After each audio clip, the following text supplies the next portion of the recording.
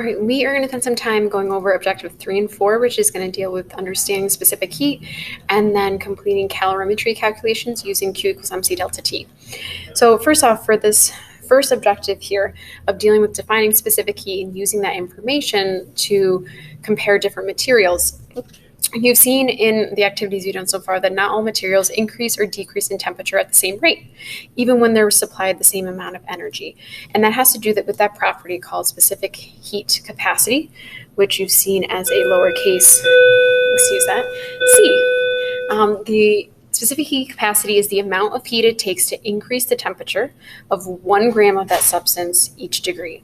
So the greater that specific heat number, the more heat, the more thermal energy it has to absorb or release for each gram of that substance to change temperature.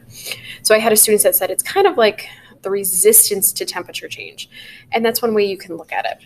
So like in this example, water has a specific heat capacity of 4.18 joules per grams Kelvin, and sand is 0.84. If we have equal masses of them each and they absorb the same amount of heat, which material will increase the highest in temperature? So if we look at, the specific heat of water is greater than the specific heat of sand. Okay, sand, because it has that lower specific heat, it doesn't resist that change of temperature. So it takes less energy for it to go up each degree, which means it's going to change temperature quicker than water if they have the same, absorb the same amount of energy. So sand will change temperature faster due to its lower specific heat.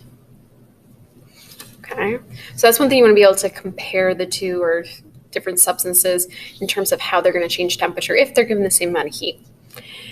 Another reason why we've been talking about specific heat has to do with our fourth objective, which is calorimetry. So we're going to be using this calculation, Q equals MC, their specific heat, delta T, and be able to analyze different variables of it when it goes through a temperature change. So this is a solid that's going to go through a temperature change, or a liquid that's going to go through a temperature change. We're going to be doing phase changes in our next unit. So calorimetry is this process for the measurement of heat into or out of a system. And we did heat flow in objective 2. So scientists use a calorimeter in order to measure heat flow and that absorption or release of energy. And this all goes back to that conservation of energy that we mentioned earlier in the year. And this has to do with that idea of the amount of heat either released by one object would be equal to the amount gained by another. And that occurs in a calorimeter. So if we had a process that was occurring within the calorimeter, and this would be like your system, if it gives off heat, right, the temperature of their water would go up, and we could use a calculation in order to figure out just how much heat was being exchanged.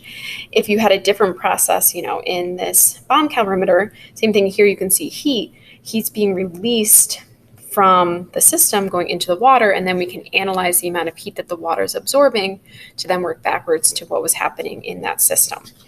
So one little thing to just go over here is how, again, water is going to change and how that tells us about the system that we're studying. So as the temperature of water increases, and here's water in our calorimeter, that means it's got to be receiving heat from something else, and that's the system. So when this occurs, it means that the system that's being studied is releasing heat into the water. So it's moving from the system, into the water, and that means the temperature of the water goes up. So temperature, again, increase, which means the system's releasing heat into it. Now, if the water is going to decrease temperature, that means that something's absorbing heat from the water. So that means in this case that system that we're studying must be taking heat from the water, which then causes that decrease in temperature. So in this case, that system that we're studying is absorbing heat from the water. Okay. In this case, the system would be considered exothermic process in terms of heat. This system would be considered an endothermic process in this case. Okay, so let's see how this is going to get applied to our calculation. So that amount of heat that is absorbed or released can be calculated based on those changes in temperature of the water, the specific heat, the mass of a material, using this equation. This is in your reference tables. So Q is going to be heat. That's always going to be in joules. Mass is always going to be in grams. Specific heat capacity is joules per gram Kelvin or joules per gram degrees Celsius. And then our change in temperature is going to be in our delta, or either degrees Celsius or in Kelvin, as long as they're both in the same temperature. All right, so we're going to go ahead and actually practice a couple of calculations using Q equals MC delta T. So number one, we have a 255 gram sample of water that increases in temperature from 15 to 80 and asks us to determine the amount of heat. So we have our mass that's given, we have our initial starting temperature, and then our final ending temperature. So if we think about that equation, we are going to be looking for Q. M is 255 grams. C wasn't given to us in the problem, but we're going to talk about that in a minute. And then delta T is always going to be T final minus T initial. So that would be 80 minus 15. So when we go ahead and plug that into your calculator, you'll get 65 degrees Celsius. Now, we shouldn't have two unknowns here, and that's because in this question, we're dealing with water. And one big thing in our kind of practice of this is anytime you deal with water, they're probably not going to give you the specific heat in the question because we have table B, which is going to give us this constant for water. So we are going to be using this to get the specific heat capacity of water. This is right in the front of the reference tables, which is 4.18 joules per grams Kelvin. Okay, so then from there we have all three of these variables to solve for Q. So our mass is going to be 255. We have 4.18, and then the delta T is 65. I usually tell students to just make sure you actually calculate the delta T correctly so you don't plug it in with everything else wrong. So you have 255 plus or times 4.18 times 65, and that will give us a value of 6,920. Oh, sorry. That's going to be 69,283.5, and that will be in joules.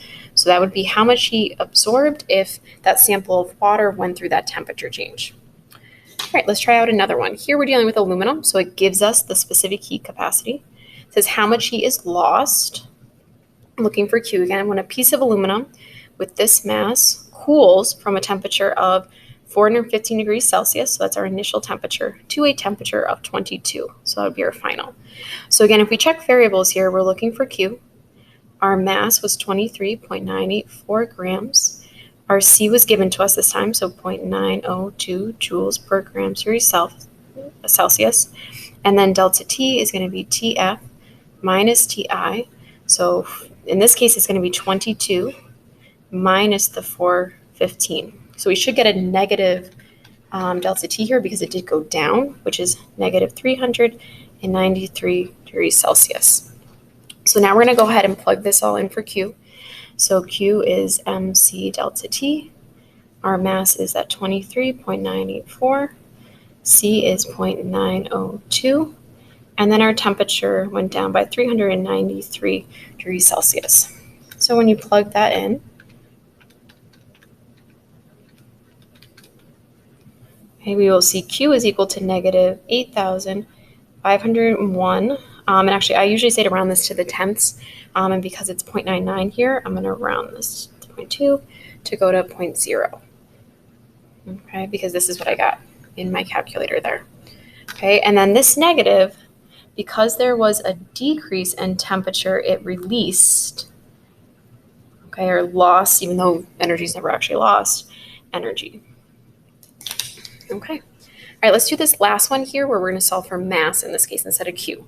So we have a temperature of water. Remember, water is going to be important. It increases by delta T. So this is actually increases by 69.5. So that actually is our delta T because it's telling you the temperature change. And then you have 24,500 joules, which is Q. Okay, and then this one we're looking for mass. So Q is going to be 24,500 joules. That was given to us. And joules is a way to tell that that's Q. M we're looking for. C for water is that 4.18 number up top here. Okay. Which you guys will get to know very well over the course of this unit. And then delta T was given to us, 69.5 degrees Celsius. So when we go to solve for this, we have Q equals MC delta T. Some students might want to rearrange this initially and divide each side by delta T or C delta T, and then solve it this way where M is Q divided by C delta T. Okay, a lot of you will just plug in numbers here. So if we do that, we'll have 24,500 is equal to M, which is just X, and then C is 4.18 times 69.5. So if I do that part first, 4.18 times 69.5, I get 290.51 times M. And then this is still 24,500. And then for here, and think of this just as X. Okay, if I want to get X by itself, make sure you then divide both sides by that 290.51 number. And then that means X, which is our mass, is going to be equal to, okay, we can see right here, so I have my 24,500 divided by my 290.51, and I get a mass of 84.3 grams. Okay, so we're going to be doing a lot of practice with this calculation so that you feel comfortable with it.